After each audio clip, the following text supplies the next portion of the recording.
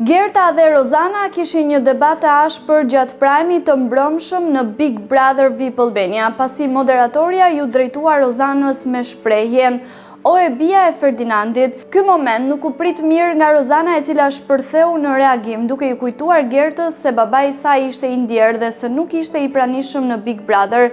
Ajo i tha Gertës se përmendja e të vdekurve ishte e papërshtatshme dhe e gabuar, duke theksuar se babai i saj ishte tashmë në Varreza për 20 vjet dhe nuk kishte lidhje me atë që po ndodhte në shtëpi.